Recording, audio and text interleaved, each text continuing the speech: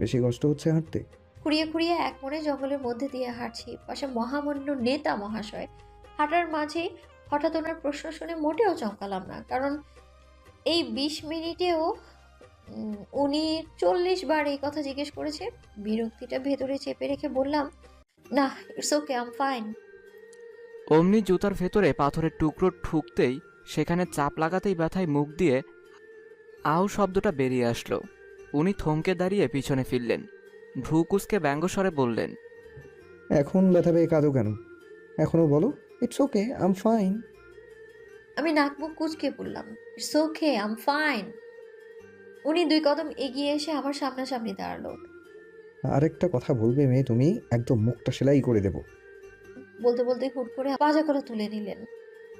আমি অবাক হয়ে হাঁ করে তাকিয়ে আছি তার মুখের দিকে। ওনার মুখে মশা যাবে, আর এভাবে হাঁ করে থাকতে হবে না, পথ চলতে সমস্যা হয়।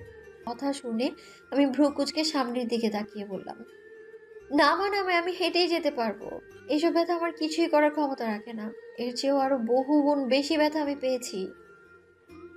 আমি তোমাকে মানাবো না, কি করতে পারো করো, আর বেশি তাড়ামি করলে ঠাস করে ফেলে দেবো, মাইন্ড ইট। ওনার ধমক শুনে আমি চুপ করে গেলাম। নাকি ভীষণ সুন্দর একটা স্মেল পাচ্ছি। এটা যে নেতা মশাইয়ের গায়ে থেকে আসছে সেটা বোঝার আর বাকি রইল না। আমি আনমনেই ওনার আর একটু বুক ঘেঁষে রইলাম। কেন জানি এভাবে থাকতে বেশি ভালো লাগছে। এই, একদম আমার বুকে মাথা রাখবে না মিস পূর্ণা। আমি কিন্তু একেবারে পিওর ভার্জিন, আমার ভার্জিনিটির অপমান করবে না। ওনার এমন কথায় চমকে ওঠা থেকে বেশি অবাক হলাম। বলে কি উনি? বুকে মাথা রাখলে ভার্জিনিটিকে অপমান করা হবে? বাপের জন্মে তো এমন কথা শুনিনি আমি। বুকে মাথা রাখলে ভার্জিনিটির অপমান হবে? আর এত রাতে একা একটা মেয়েকে কোলে চাপিয়ে সারা জঙ্গল হাঁটছেন, তখন কিছু হচ্ছে না? উনি আর চোখে আমার দিকে তাকিয়ে বলল, ইউ নো না মিস পূর্ণা, আমি মানব দরদি, মানুষকে সাহায্য করছি। বিড়বিড় করে বলে উঠলাম, এহ, আইসে আমার মানবতার ফেরিওয়ালা। ইয়েস মিস, আমার বুক একমাত্র আমার বউয়ের জন্য, আপনার মতো আজাইরা পাবলিকের জন্য। কি? আমি আজাইরা পাবলিক? তা নয়তো কি? বলেই ঠোঁট কামড়ে হাসলো।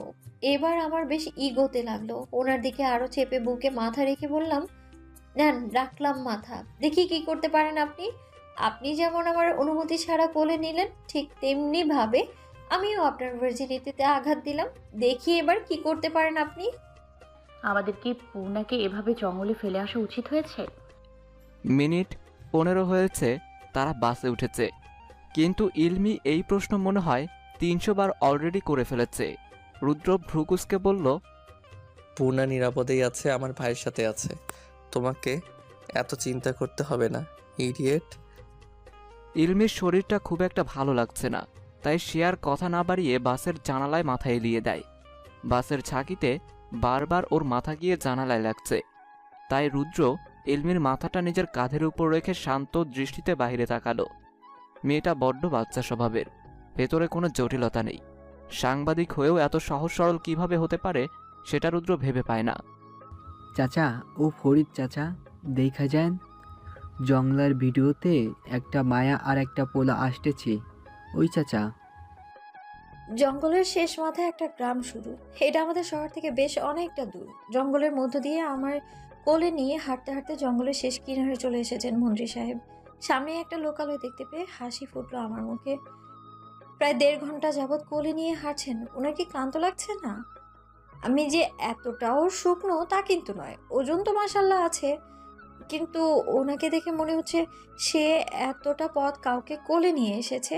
এইসব ভাবতে ভাবতেই হঠাৎ করে চিৎকার শুনে আমি চমকে উঠি।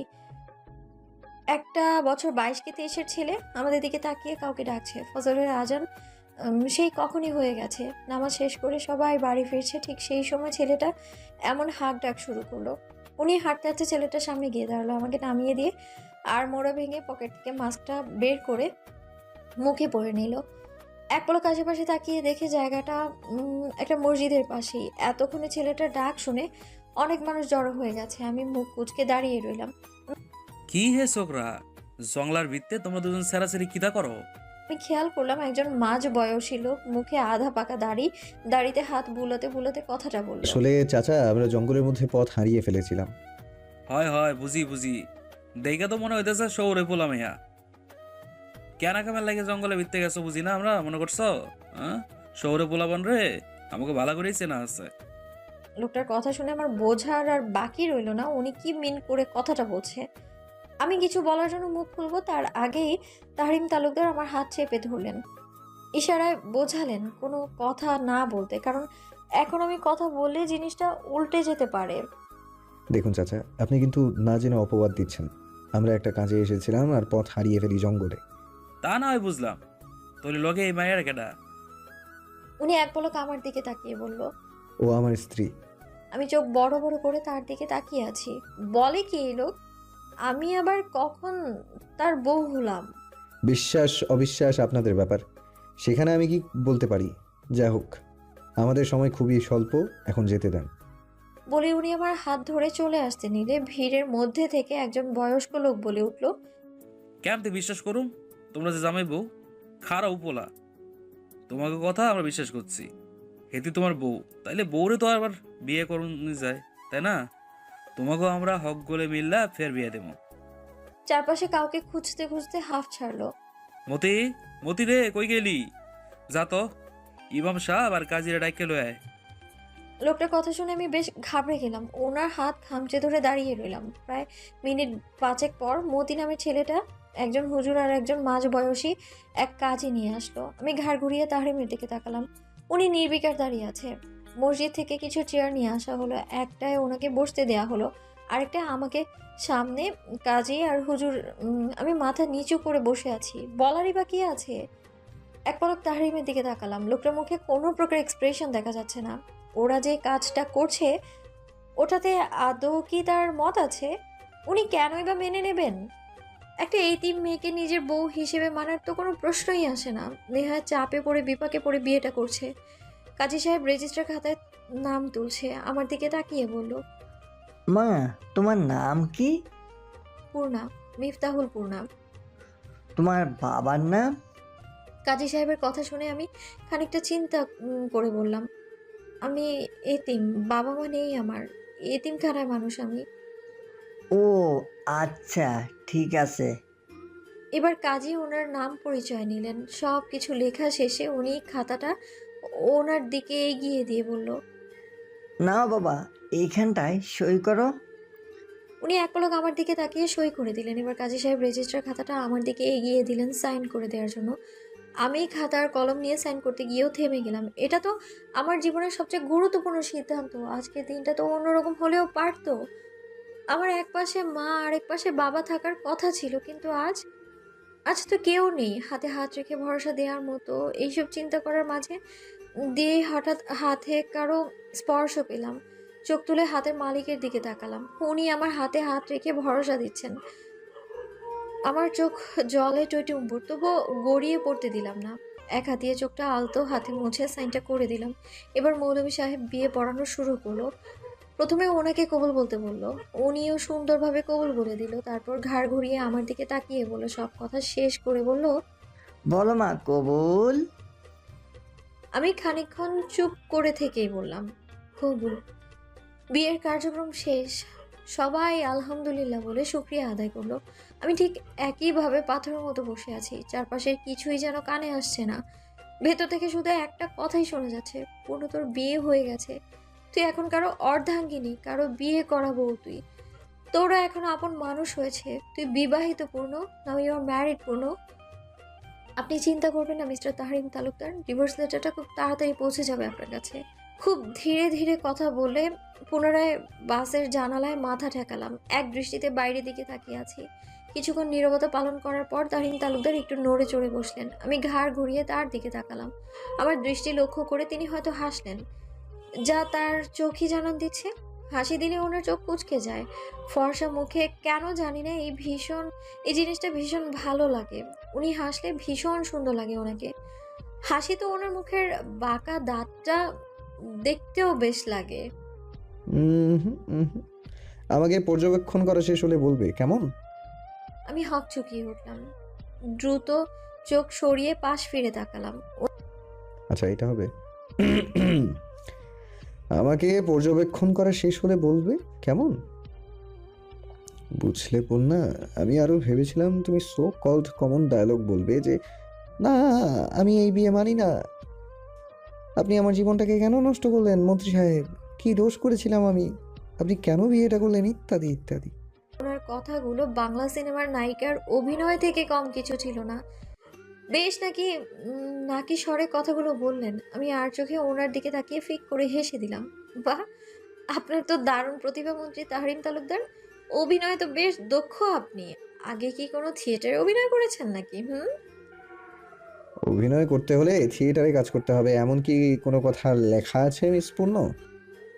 না, সেটা নেই। তবে যাই হোক, আমি এতটাও অবুঝ নই মিস্টার তারিম তালুকদার। আমি পরিস্থিতি বুঝি।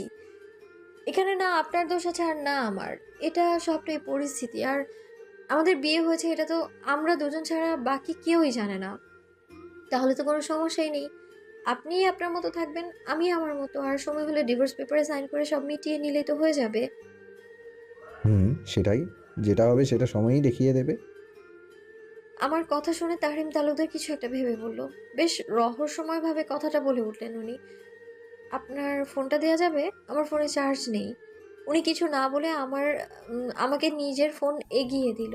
আমি ফোনটা নিয়ে ইলোর নাম্বারে কল করলাম। ওর নাম্বারটা আমার মুখস্থ, তাই বেশি বেগ পেতে হয়নি।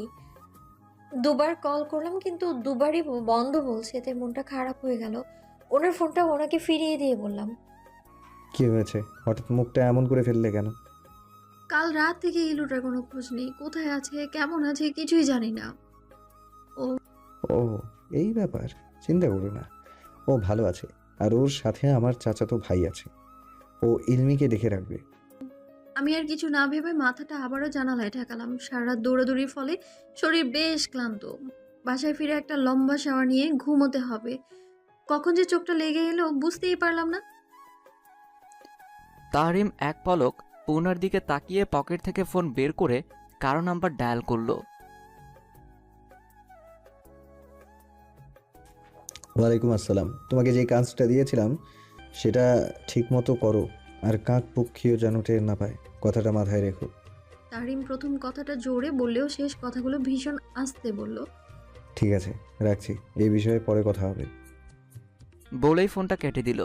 ফোনের দিকে তাকিয়েই রহস্যময়ভাবে হেসে বলল, দেখা যাক কি হয়, কি আছে সামনে। প্রায় 4 ঘন্টা জার্নি করে বাসে এসে পৌঁছলো ঢাকা বাস স্ট্যান্ডে। তাহরিম আগে নেমে পড়লো, তার পেছনে আমি নামলাম। দুজনই রিক্সার জন্য দাঁড়িয়ে আছি। হঠাৎ তাহরিমের ফোনে কল আসায় সে আমার দিকে এক পলক তাকিয়ে কলটা কানে ধরলো। আমি আর চোখে একবার তার দিকে তাকিয়ে চোখ ঘুরিয়ে অন্যদিকে তাকালাম। উনি একটু দূরে গিয়ে কথা বলে 2 মিনিটের মাথায় আবারও আসলেন ফিরে। একটু ওয়েট করো, কুশন গাড়ি নিয়ে চলে আসবে। আমি একটু ভ্রু কুঁচকে বললাম, কুশনকে? আমার সাথে যে সবসময় থাকে, আমার অ্যাসিস্ট্যান্ট। সেই ক্যাবলাকান্তটা? আমার কথা শুনি উনি বেশ শব্দ করে হেসে বললেন, ভালো নাম দিয়েছো তো। শুনেন, আমি রিক্সা নিয়ে চলে যাই, আপনি আপনার গাড়ি আসতে যাবেন না। উনি আমার দিকে ভ্রু বাঁকিয়ে বললেন, এত দূর যেহেতু এসেছি সেহেতু বাড়ি পর্যন্ত আমি এগিয়ে দিয়ে আসবো, সো চুপ করে দাঁড়িয়ে ওয়েট করো। আমি কিছুই বললাম না, কারণ কিছু বলে আদৌ লাভ নেই, সেটা খুব ভালো করেই জানা আছে আমার। আমি ব্যাগ থেকে ফোনটা বের করে অন করতে চেষ্টা করলাম, কিন্তু অন হচ্ছে না, তাই আবারও ব্যাগে রেখে দিলাম। প্রায় 10 মিনিটের মাথায় একটা কালো রঙের গাড়ি এসে দাঁড়ালো আমাদের সামনে। সামনের সিট থেকে একটা ছেলে, ওই ক্যাবলাকান্ত বেরিয়ে এলো। গুড মর্নিং ভাই। Good morning cushion. ভাই একটা আর্জেন্ট নিউজ আছে। উনি গাড়ির দরজা খুলে আমাকে ইশারা করলেন গিয়ে বসতে। আমি গিয়ে বসতেই উনিও সিটে বসতে বসতে বললেন, গাড়িতে বসে কথা বলো কুশন। কুসুম গাড়ির সামনের সিটে বসে ডোর লক করে বলতে লাগলো, আসলে ভাই কে বা কারা কাজটা করেছে সেটা বলতে পারছি না, তবে আপনার বিয়ের খবরটা পুরো শহরে ছড়িয়ে পড়েছে। বলেই কুসুম চুপ করে গেল। এতক্ষণ এদের কথায় আমি তেমন একটা পাত্তা না দিলেও এবার আমি বেশ চমকে উঠি। কি বলে, কিভাবে সম্ভব? কি বলছো কি ক্যাবলাকান্ত, কুসুম? এটা কি করে সম্ভব? আমাদের তো ওখানে কেউ চিনতো না। তাহলে? আমার কথা শুনে কুসুম লুকিং মিরর দিয়ে আমার দিকে তাকিয়ে বল, আসলে ম্যাম কে বা কারা করেছে সেটা তো এখনো জানি না, বের করতে পারিনি, তবে সকাল থেকে সকল নিউজ চ্যানেলে সকল খবরের হেডলাইন হয়ে গেছে আপনার আর ভাইয়ের বিয়ের খবর। ইনফ্যাক্ট এরা এটাও বলছে যে আপনার সাথে নাকি ভাই গোপনে প্রেম করেছিল এবং আপনারা কাউকে না জানিয়ে লুকিয়ে বিয়ে করে সংসার করছেন। হোয়াট? বানিয়ে বানিয়ে নিউজ বানালেই হলো নাকি? এই প্রথম মিডিয়ার লোকদের উপর আমার চরমভাবে রাগ হচ্ছে। কি সব উল্টাপাল্টা কথা বলছে? হঠাৎ তাহরিম তালুকদার বলে উঠল, ভাগ্যিস সংসার পর্যন্ত টিকে আছে। যদি বলতো গোপনে বাচ্চাও আছে 3-4টা, তাহলে তো আমার ভার্জিনিটির অপমান হতো। এই টেনশনের সময় ওনার এমন আজাইরা কথা শুনে আমার যেন গাটা জ্বলে উঠল একদম। আমি রাগান্বিত চোখে তার দিকে তাকাতেই উনি ইনোসেন্ট মুখ করে মোবাইল গুতানো শুরু করলো, যেন এই মুহূর্তে উনি কিছুই বলেননি। হঠাৎ ওনার ফোন আসায় উনি ফোনের স্ক্রিনে তাকিয়ে মুচকি হাসলেন। ফোনটা লাউড স্পিকারে দিয়ে বললেন, hello my dear father, WhatsApp বয়। তোর হোয়াটসঅ্যাপ আর ইমো অ্যাপের গোষ্ঠীর ষষ্ঠী পূজা করব। আয় তুই বাড়িতে, বেয়াদব ছেলে। তুই বিয়ে করবি একবার জানালি না পর্যন্ত। আরে আরে মিস্টার তাপস তালুকদার, রেগে যাচ্ছেন কেন? আমি তো আছি। হ্যাঁ হ্যাঁ আসেন, আপনার জন্যই অপেক্ষা করতেছি। আসেন, আমি আপনার মা আর তানজিমা অপেক্ষা করতেছি। আপনার বাড়ির সামনে একদল জার্নালিস্ট আছেন, তারাও অপেক্ষা করছে। আসেন আপনি মন্ত্রী সাহেব। জি জার্নালিস্ট? সেই সকাল থেকে ওনারা গেটের সামনে দাঁড়িয়ে আছে। আপনি তাড়াতাড়ি আসেন, আর সাথে তালুকদার বাড়ির বড় বউকে নিয়ে আসবেন। তালুকদার বাড়িতে কোনো কাপুরুষের জায়গা হতে পারে না, তাই বীরের বেশে বউকে সাথে নিয়ে আসবেন। ওনার বাবার কথা শুনে আমার দিকে তাকিয়ে মুচকি হেসে বললেন, কিউ নো না বাবা, আমি কাপুরুষ নই, তাই বীর বেশে আমার বউকে আমি নিয়েই আসব। রাখি এখন, আর 10 মিনিট লাগবে। আসেন। উনি ফোন রেখে আমার দিকে তাকিয়ে বলল, দেখলে তো বাবা কি বলল? আমি তোমাকে তোমার শ্বশুর বাড়িতে নিয়ে যাব, আই মিন তালুকদার বাড়িতে। আমি আর যাই হোক পুরুষ পদবিটা পেতে চাই না। কিন্তু কোনো কিন্তু না, তুমি এখন আমার সাথে যাবে, ব্যাস। প্রায় 10 মিনিটের মাথায় গাড়ি গিয়ে থামলো তালুকদার বাড়ির সামনে। গাড়ি থামতেই উনি গাড়ি থেকে নেমে আমার হাত ধরে বের করে আনলেন। আমরা বের হতেই আমাদের জেকে ধরলো একদল জার্নালিস্ট। তহরিম তালুকদার, আপনি কি সত্যি বিয়ে করেছেন? যদি করে থাকেন তাহলে লুকিয়ে কেন? আপনি কি কোনো কারণে আমাদের জানাতে চাচ্ছিলেন না? তবে কারণটা কি? সাথে যিনি রয়েছেন উনি কি আপনার ওয়াইফ? গাড়ি থেকে নামা মাত্রই এক ঝাঁক সাংবাদিক এসে জড়ো হলো আমাদের সামনে। তাদের হাজারটা প্রশ্নে আমি মনে হচ্ছে তলিয়ে যাচ্ছি। আমি তাকিয়ে আছি, উনি তাদের কি উত্তর দেয় তা শোনার অপেক্ষায়। আপনারা আস্তে ধীরে প্রশ্ন করুন, আমি সবার সব প্রশ্নের উত্তর দিব। উনি কথাটা বলা মাত্র পেছন থেকে একজন জার্নালিস্ট প্রশ্ন করলো, আপনি কি সত্যিই বিয়ে করেছেন মন্ত্রী তাহরিম তালুকদার? উনি মুচকি হেসে আমার হাত ধরে খানিকটা উঁচু করে বললেন, জি আমি বিয়ে করেছি, এবং এই যে মেয়েটাকে দেখছেন সে আমার বিবাহিত স্ত্রী মিফতাহুল পূর্ণা। আপনি যদি বিয়েই করেন তবে এমন লুকিয়ে কেন করলেন মন্ত্রী সাহেব? আসলে আমার অনেক দিনের ইচ্ছে ছিল আমি পালিয়ে বিয়ে করব। অনেকের তো অনেক ধরনের শখ থাকে, আমারও এমন অদ্ভুত শখ ছিল, আর সেটা পূরণ করতেই এভাবে বিয়ে করা। শুনলাম আপনারা নাকি বেশ কয়েক বছর লুকিয়ে প্রেম করেছেন। এও শোনা যাচ্ছে আপনারা প্রেমে থাকাকালীন লুকিয়ে বিয়ে করেছেন এবং সংসারও করছেন। কথাটা কতটুকু সত্যি? হ্যাঁ, এটা পুরোপুরি বানোয়াট। আমরা প্রেম করেছি মাত্র 9 মাস, এবং আজ 9 মাস পূর্ণ করে বিয়ের পিঁড়িতে বসলাম।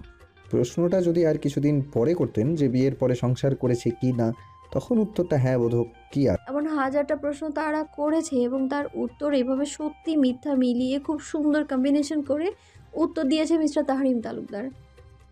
অবশেষে সাংবাদিকরা চলে যাওয়ার পর আমি আর তাহরিম তালুকদার মেইন গেট দিয়ে ভেতরে ঢুকলাম। ওনাদের বাড়ির সামনে অনেক বড় একটা ফুলের বাগান আছে। যতটুকু দেখা যায় দেশি বিদেশি প্রায় কয়েকশো প্রকারের ফুল গাছ দেখতে পেলাম। আচ্ছা, এই বাগানটা কার? আপনার? আমার কথা শুনে উনি পেছনে ঘুরে ভ্রু বাঁকিয়ে বললেন, বাগানটা আমার, তবে পরিচর্যা করে তানজিম। হঠাৎ উনি আমার দিকে তাকিয়ে কিছু একটা ভেবে আমার সামনে এসে দাঁড়ালো। আমার ওড়নাটা ঘাড় থেকে তুলে মাথায় উঠিয়ে স্কার্ফের মতো করে পেঁচিয়ে দিল। এইবার ঠিক আছে, একদম বউ বউ লাগছে, এবার চলো বলে আমার হাত ধরে সদর দরজার দিকে এগিয়ে গেল। দরজার সামনে দাঁড়িয়ে দুবার কলিং বেল বাজানোর সাথে সাথেই একজন মেয়ে এসে দরজা খুলে দিল। আমি খেয়াল করলাম মেয়েটার হাতে ঝাড়ু, হয়তো ঝাড়ু দিচ্ছিল। পরনে ধূসর রঙের শাড়ি মেয়েটার। ওনার সাথে আমাকে দেখে খুশিতে চোখ মুখ জলমল করে উঠল তার। খুশিতে গদগদ কণ্ঠে বলল, সালাম আলাইকুম ভাইজান। এই আপাটা বুঝি আমাকে নতুন ভাবি? উনি ভেতরে ঢুকতে ঢুকতে এদিক সেদিক তাকিয়ে বলল, ওয়ালাইকুম আসসালাম। তোর ভাবি আর মা বাবা কই রে? খালু তো উপরেই, ওই আপনি বহেন, আমি ডাকতাছি। বলেই মেয়েটা যেই না উপরে যেতে নেবে ঠিক তখনই উপর থেকে সিঁড়ি বেয়ে মিস্টার তাপস তালুকদার নেমে সোজাসুজি আমার সামনে এসে দাঁড়ালো। আমি কি করব ভেবেই পাচ্ছি না, তাই আর কিছু না ভেবে আঙ্কেলকে সালাম দিলাম। আসসালামু আলাইকুম আঙ্কেল।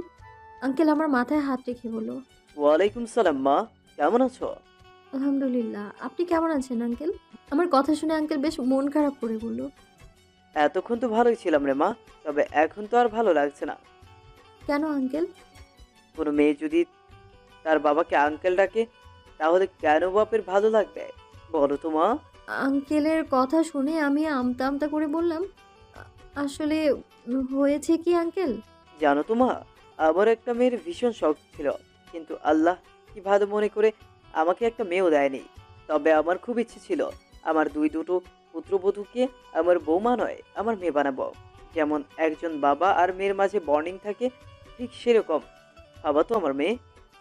ওনার কথা শুনে আমার ঠিক কি অনুভূতি হচ্ছিল আমি বোঝাতে পারবো না। ভীষণভাবে কান্না পাচ্ছিল। নিজের বাবাকে তো কখনো দেখিনি, তাই হয়তো এমন মনে হচ্ছে। আমাকে চুপচাপ নিচের দিকে তাকিয়ে দাঁড়িয়ে থাকতে দেখে তাপস তালুকদার মন খারাপ করে বলল, এই বুড়োটাকে বাপ হিসেবে মেনে নেওয়া যায় না মা? আমি হাত দিয়ে চোখের কোণে জমে থাকা পানি মুছে একগাল হেসে বললাম, মেনে নেওয়া যায় তো। কেন মা? কারণ আমার বাবা তো এখনো দিব্যি ইয়াং আছে, তাকে তো বুড়ো লাগেই না। আর আরেকটা কারণ আছে, তা হলো কোনো বাবাকে তার মেয়েকে তুমি তুমি বলে নাকি?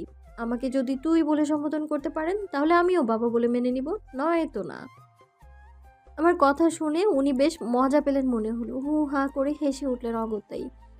ঠিক আছে ঠিক আছে, আমি তোকে তুই সম্বোধন করব, আর তুই আমাকে তুমি করে বলবি, কেমন মা? আমি মুচকি হেসে বললাম, ঠিক আছে। উনি আমার কাছে থেকে সরে তাহরিমের কাছে গেল। উনি সোফায় আয়েশি ভঙ্গিতে বসে আছে। বাবা তার কাছে গিয়ে খপ করে কান ধরে টেনে তুলে বলল, এই হাতারাম, তুই এত বড় একটা কাজ করে এভাবে নিশ্চিন্তে বসে আছিস কিভাবে? উফ বাবা, কান ছাড়ো তো, মাত্রই আসলাম, অত্যাচার শুরু করে দিলে। তাও বাড়িতে নতুন মানুষের সামনে ইজ্জতটা পাঞ্চার করো না তো। বাবা ওনার কান ছাড়তে ছাড়তে বলল, ঠিক আছে, এবারের মতো মাফ করে দিলাম, একমাত্র আমার মেয়ের কথা চিন্তা করে। নয়তো আজকে তোর একদিন ছিল কি আমার যতদিন লাগতো। উনি কান ডলতে ডলতে বললেন, হ্যাঁ হ্যাঁ, বুঝেছি বুঝেছি। মা কোথায়? বাবা হেসে সোফায় গা হেলাতে হেলাতে বললেন, তোর মা আর বাদরটা কোথায় যেন গিয়েছে, আমাকে কি আর বলে যায় নাকি? আমি তো পুরান হয়ে গেছি, তাই আর ভাল লাগে না। কার কাকে ভালো লাগে না শুনি একটু। হঠাৎ কারো কণ্ঠ শুনতে পেয়ে সবাই পেছনে ফিরে সদর দরজার দিকে তাকালাম। তানজিম দাঁড়িয়ে আছে, হাতে বেশ অনেকগুলো শপিং ব্যাগ। পাশে দাঁড়িয়ে আছে মিসেস তালুকদার। তানজিম আমার দিকে এগিয়ে এসে একটা হাসি দিয়ে বলল, তুমি জানো, তোমাকে যেদিন প্রথম দেখেছিলাম সেই দিনই তোমাকে আমার ভালো লেগেছিল। আমি নিজে ভেবে রেখেছিলাম আমার একমাত্র ভাইয়ের বউ আমি তোমাকেই বানাবো। দেখছো, আল্লাহ আমার কথা শুনে ফেলেছে। সেই তোমাকেই আমার ওনার অ্যান্ড অনিল ভাবি। তানজিমের কথা শুনে আমি মুচকি হাসলাম। খুব বেশি বাচ্চা স্বভাবের ছেলেটা। তাহরিম, তুমি পূর্ণকে নিয়ে রুমে যাও, ফ্রেশ হও, রেস্ট নাও, পরে এ বিষয় নিয়ে কথা হবে। এখন সবাই রুমে যাও। মিসেস তালুকদার বেশ গম্ভীর কণ্ঠে কথাটা বলে গটগট পায়ে সিঁড়ি বেয়ে নিজের রুমে চলে গেল।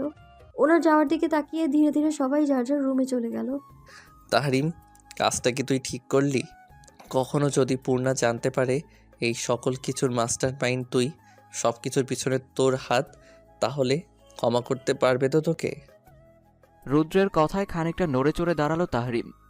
শুভ্র রঙের টি শার্ট, গায়ে ধূসর রঙের ট্রাউজার পরে ছাদের কোনো এক কোণে দাঁড়িয়ে আকাশের দিকে মুখ করে বুকের উপর দুহাত গুজে এক মনে আকাশের দিকে তাকিয়েছিল সে। হঠাৎ পিছন থেকে রুদ্রের কণ্ঠ শুনতে পেয়ে ঘাড় ঘুরিয়ে পিছনে তাকালো। শুভ্র রঙের টি শার্ট আর ব্ল্যাক ট্রাউজার পরে পকেটে হাত দিয়ে ভ্রুকুচকে তাহরিমের দিকেই তাকিয়ে আছে। তাহরিম হাসল, তবে কোনো উত্তর করল না। তাহরিমের কাছ থেকে আশানুরূপ উত্তর না পেয়ে খানিকটা এগিয়ে গেল রুদ্র। ছাদের রেলিংয়ে ভর দিয়ে উঠে বসলো রেলিংয়ের উপর। কি হয়েছে তোর? তাহরিম সামনের দিকে দৃষ্টি নিবদ্ধ রেখেই ছোট করে বলল, বিকেলের আকাশটা খুব সুন্দর, তাই না রে রুদ্র? তুই কি কথা ঘুরাচ্ছিস তাহরিম? জিজ্ঞেস করলাম কি হয়েছে, তুই আমাকে কি উত্তর দিস? হ্যাঁ, কিছু না। পূর্ণ কোথায়? ঘুমাচ্ছে। কিছুক্ষণ নীরব থেকে মনে মনে প্রশ্নের প্যাটার্ন সাজালো রুদ্র। প্রশ্ন সাজানো শেষে গলা ঝেড়ে বলল, তোদের বিয়ের খবরটা তুই ছড়িয়েছিস, তাই না? হুম। তাহরিমের সাবলীল উত্তর। রুদ্র হয়তো এত সহজে স্বীকারোক্তি আশা করেনি, তাই কিছুটা থ মেরে বসে থেকে বলল, আমার তো এখন মনে হচ্ছে তোদের বিয়ের কাজটাও প্রি প্ল্যানিং। তাহরিম আর চোখে রুদ্রের দিকে তাকালো। রুদ্রের উৎসুক দৃষ্টি তাহরিমের চোখ এড়ালো না। সে ভ্রু বাঁকিয়ে হাসল। তোর কি মনে হয় কাজটা কি আমার? 100%। তাহলে ধরতেই পারিস কাজটা আমার। কিন্তু কেন?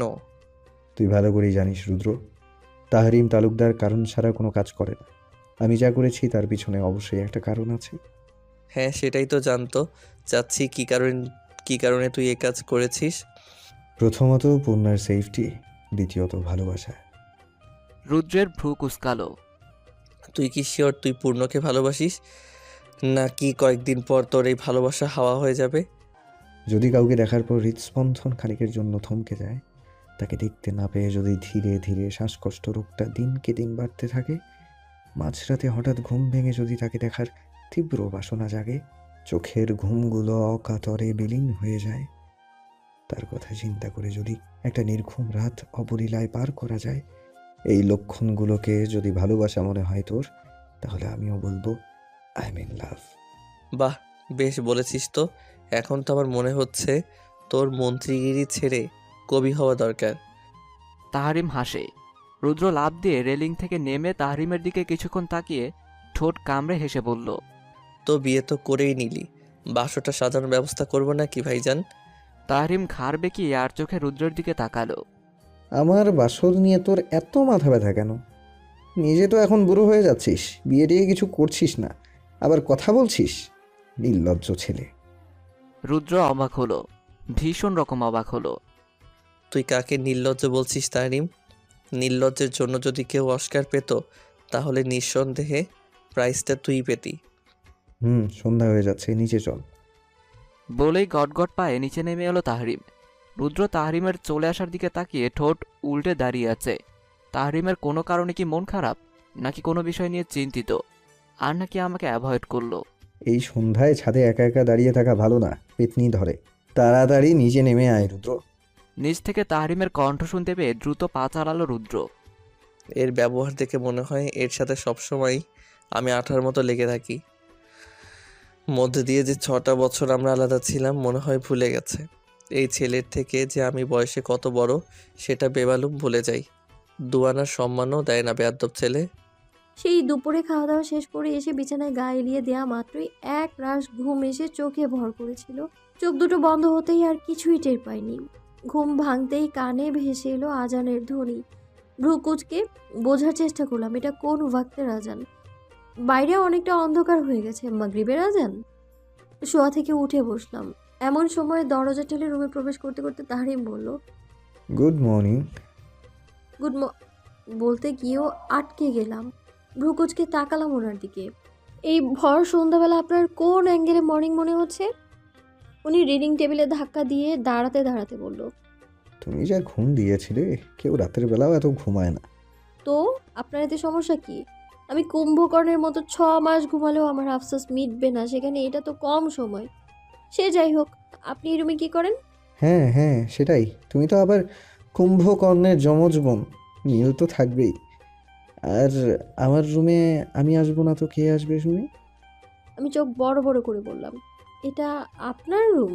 তা নয় তো কি, আমার বাড়িতে আমার রুম থাকবে, এটাই তো স্বাভাবিক। আমি কিছু একটা চিন্তা করে বললাম, কিন্তু তানজিম যে আমাকে এই রুম নিয়ে এসে বললো এটা আমার রুম। আমার কথা শুনে উনি ঠোঁট টিপে হেসে বললেন, খারাপ কি বলেছে? ভালোই তো বললো।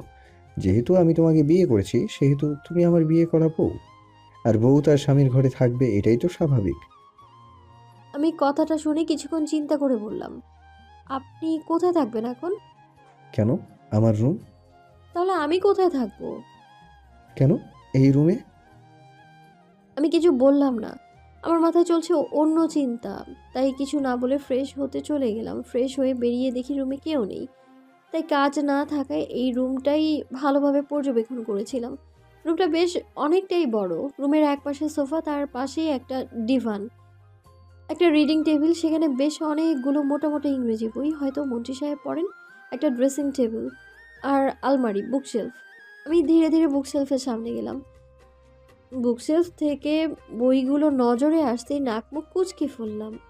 হে, কি আজাইরা মোটা মোটা বইয়ে ভরা এই বুকশেলফটা। ময়না তদন্ত করেও মনে হয় বাংলা ভাষা কিংবা উপন্যাস টাইপ কিচ্ছু পাওয়া যাবে না।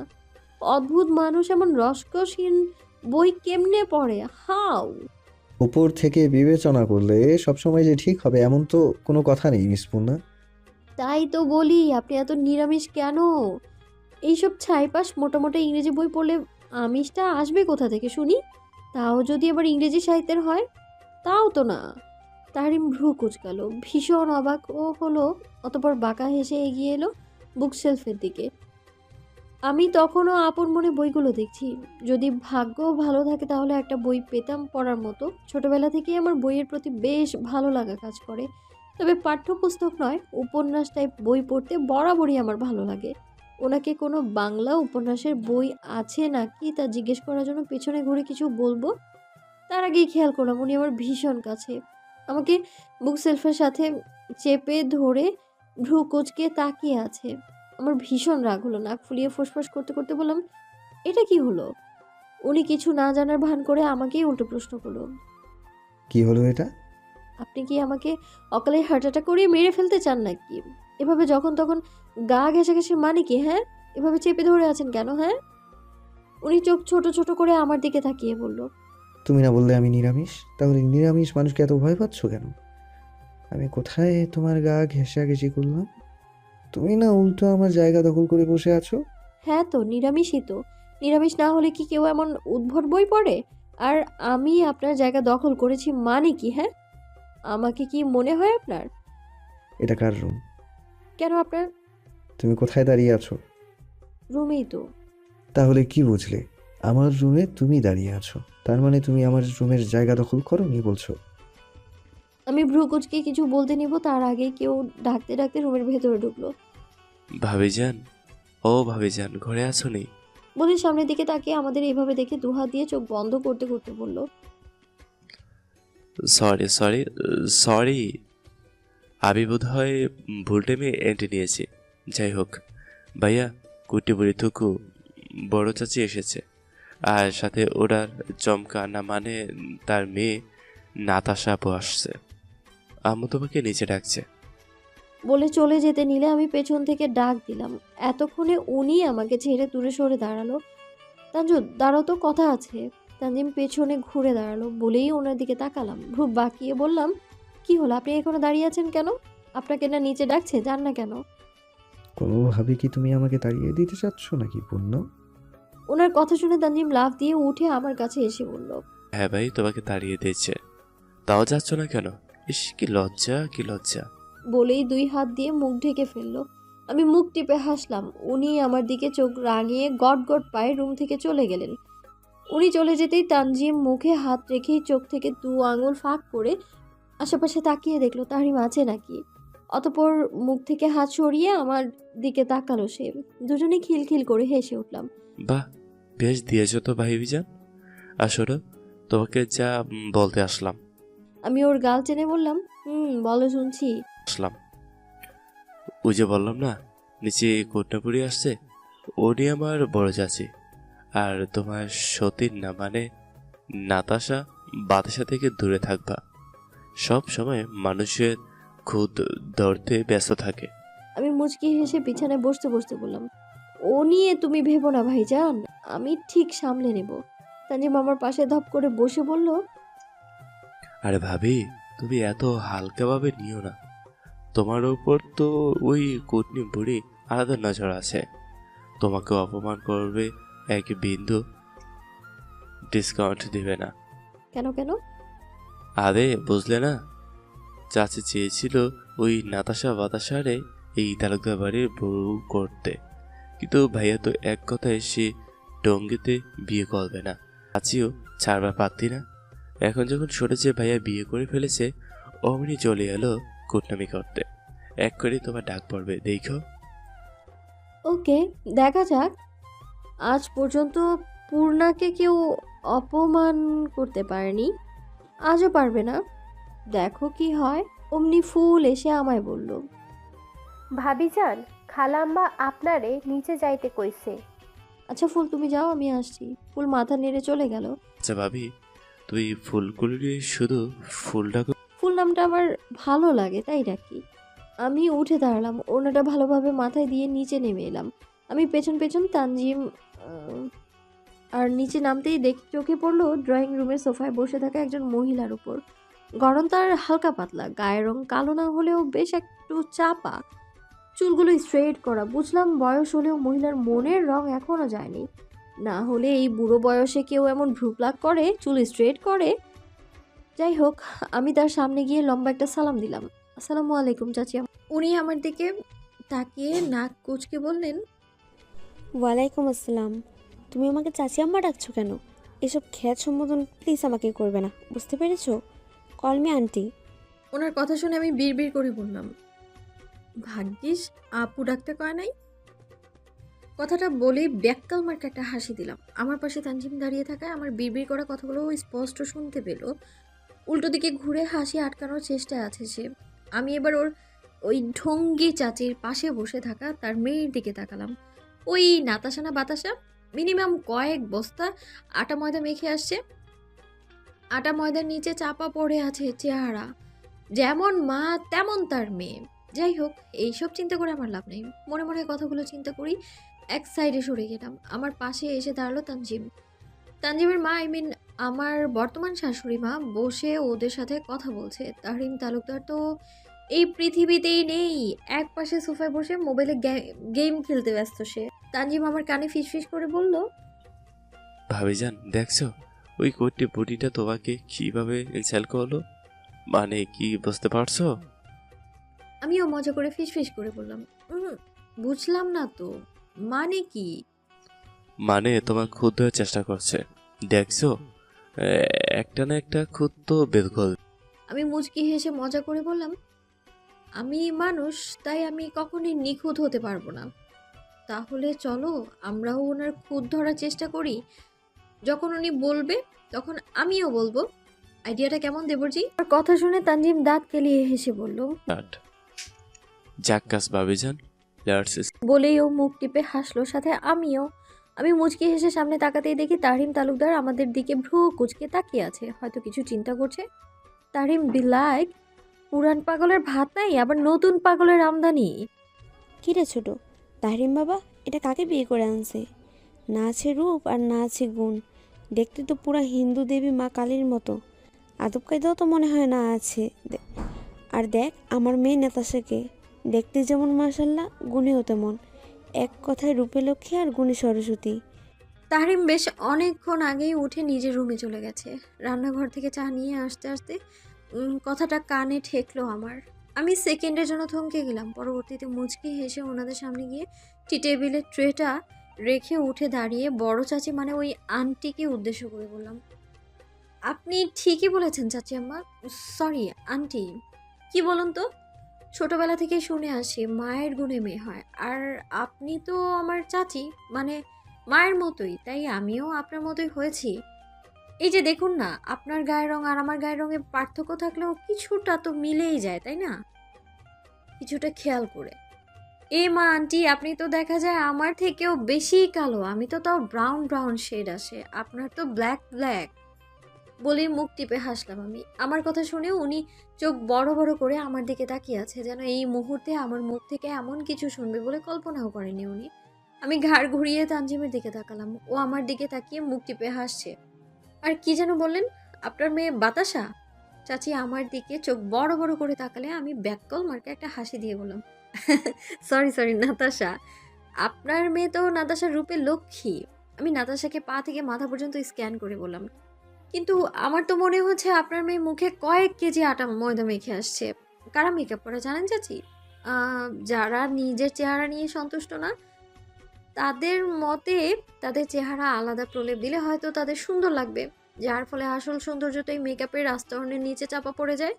আসলে তারা নিজেকেই ভালোবাসতে পারেনি। নেচারাল সৌন্দর্য কি আটা ময়দা মেখে হয় চাচি আম্মা? যাই হোক, পরে আসি গুণের কথায়। গুণের কথা আর কি বলবো বলেন? আপনার মেয়ে বাতাসা, আই মিন নাতাশার তো মিনিমাম ভদ্রতাটুকুও নেই। যেখানে আপনি আমার শাশুড়ি মা বসে আছে, সেখানে একটা বয়সে ছোট মেয়ে কিভাবে পায়ের উপর পা তুলে বসে থাকতে পারে বলেন? কথাগুলো বলে আমি মুচকি হাসলাম। আমি ট্রে থেকে 1 কাপ চা নিয়ে চাচি আমার সামনে গিয়ে দাঁড়ালাম। আপনি যদি মনে করে থাকেন আমাকে অপমান করে পার পেয়ে যাবেন, তাহলে আপনার ধারণাটা ভুল। আমার প্রতিটা জিনিস খুঁটিয়ে দেখার অভিজ্ঞতা আছে। আমি চাটা নিয়ে চাচি আমার দিকে নিয়ে বললাম, নেন চাচি আম্মা। ও সরি আন্টি, আপনার মেয়ের হাতে চাটা একটু খেয়ে দেখেন তা কেমন হয়েছে। উনি ঠাস করে দাঁড়িয়ে রাগে ফোঁস করতে করতে শাশুড়ি মায়ের দিকে তাকিয়ে বললেন, ছোট, তোর সামনে বাইরে একটা মেয়ে আমাদের এতগুলো কথা শোনালো, আর তুই কিছুই বললি না? বসে বসে তামাশা দেখছিস? আমি ঘাড় ঘুরিয়ে শাশুড়ি মায়ের দিকে তাকালাম। ওনার ঠোঁটের কোণে সূক্ষ্ম হাসির রেখা বিদ্যমান, আর কেউ খেয়াল না করলে আমি ঠিকই খেয়াল করেছি। শাশুড়ি মা দাঁড়াতে দাঁড়াতে বলল, এখানে তোমার আর পূর্ণার মাঝে কথা হচ্ছে, আমি কেন থার্ড পার্সন হয়ে তোমাদের কথার মাঝে ঢুকবো আপা? বলে উনি ফুলকলিকে ডাকতে ডাকতে সিঁড়ি বেয়ে উপরে উঠে গেল। চাচি আম্মা আমার দিকে রাগী দৃষ্টি নিক্ষেপ করে নাতাশার উদ্দেশ্যে বললেন, এত প্রমাণ সহ্য করে এখানে আর থাকা যায় না। তুই এখনো বসে আছিস কেন? ওঠ। আজ তোর বাপের কাছে যদি না বলেছি আর তার ভাতিজার বউয়ের অপমান, তাহলে আমার নামও নীলাশা না। চল। নাতাশা বসা থেকে উঠতে উঠতে এই দিক সেই দিক তাকিয়ে বলল, মাম্মি, তাহরিমা কোথায়? ওর কাছ থেকে বিদায় নিয়ে যাব তো? চাচি আম্মা ওর হাত ধরে টানতে টানতে বাড়ির বাইরে নিয়ে গেল। ওরা যাওয়ার পর আমি নাতাশাকে কপি করে বললাম, মাম্মি মাম্মি, তাহরিম কোথায়? ওর কাছ থেকে বিদায় নিয়ে যাব তো। এ নেকা ষষ্ঠী। ওফ ভাবিজান, পুরো ফাটিয়ে ফেলেছ। তোমার তো ওইটা মুখ না আস্তা বুলেট।